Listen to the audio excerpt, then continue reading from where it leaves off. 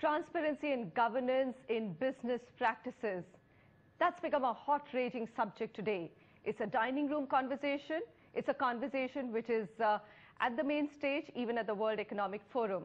What's really happened? Is it because we've just been faced with a number of corporate scams from Satyam to Reebok? Or is it the recent civil activism which is highlighting all of it and therefore bringing a lot more attention to this subject? My expert panel today is going to slug it out. What does India need to do to get that facelift, to change the way it does business and to change the way it's perceived on transparency and governance? With me on the panel, Arun Maira, Member Planning Commission, Rajiv Lall, VC and MD of IDFC, and Kanan, Dhruv, founder and MD Research Foundation for Governance in India. Thank you very much for joining me today. Mr. Maira, why are we looking at this so much more closely today? Is it the civil activism? Is it the media attention? Or is it just the number of scams? Because this has been a perpetual problem with India. It has to be civil activism and media attention that's exposing the number of scams that we know. We don't know how many there were before there was exposure through the media. So I don't know whether scams, the number of cases of corruption, actual corruption, have gone up or down, but certainly the attention to corruption is way much more than we've had in previous years, and that's a very good thing. Mm-hmm. All right, so why do you think we have not been able to change? Why is it that we are still so far behind the rest of the world, or at least the best practices in the world when it comes to running our businesses? You know, you begin to accept certain things and saying that, you know, these things happen and I don't like them perhaps, or we don't like them, but I don't know what I could or we could do about them. And also it's nervousness that, you know, if I stick my neck out and say I don't like it, and what would people say in reaction to that? And I mean, I've experienced that too, and I'm sure you must have in different situations. If you say it too soon before there is a, you know, a societal awareness of it, then people come to say, who do you think you're, Jesus Christ or something? Don't you realize that this is okay actually, and this is how things are done? You'll never succeed in life if that's the view that you take. Yes, it is. So you think that people are being far more forthright in bringing it out, or is still just a handful of people? It's still a handful, relatively. It's still a handful, yes. It's still a handful of people, but at least many people are coming forth, and they never used to. All right. Rajiv, focus a little bit on why there is so much malaise in the corporate structure as well. Is it because business in India can't be done without dealing with the government? No. Let's put it in historical perspective. We've had now 20 years of liberalization. In the 50 years before that, we were basically a state-led economy. Last 20 years have been really the golden age of the private sector. But the entire state machinery that is supposed to regulate, oversee,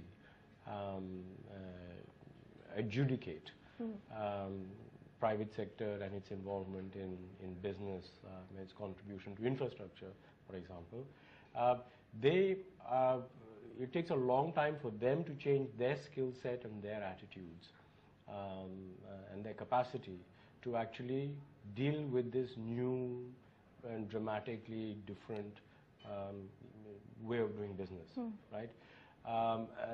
So previously we had the license Raj, and the rules were quite clearly defined. Now we need indirect regulation. Nobody is saying that the private sector should be allowed to run amok. The market only works if it's properly regulated. Right. Our challenge now is to make the regulation of the market, the rules of the game much more transparent and predictable, and that's a process of transition. All this has happened actually in historical time very, very quickly in India, and my sense is that through, you know, stops and starts, some participation and push from the media and civil society, we will rebalance and we will find a new accommodation, if you like, of the compact between government, private sector, civil society, and the courts. We are all learning as we speak what our respective roles should be in a market-led democracy. In a market-led democracy. Kanan, through the phase of reforms that has actually put India on that high growth phase, do you think that it's also led to better transparency, better corporate governance? We may be still just here and we may need to reach there, but has there been some change? I strongly see the winds of change coming. I'm very optimistic, but then I also feel the time has come to ask some very fundamental questions about how we do things in India and how the entire process of governance ties into the mindsets that we have about, the process of life really, and the whole doing business also fits in somewhere there. But I strongly believe that a lot of optimism is there, but we are somewhere shy in confronting the basic issues as to what we mean by transparency and governance, and perhaps we need to ask very, very tough questions to ourselves. So what is the question that you're laying out? What do we mean by transparency?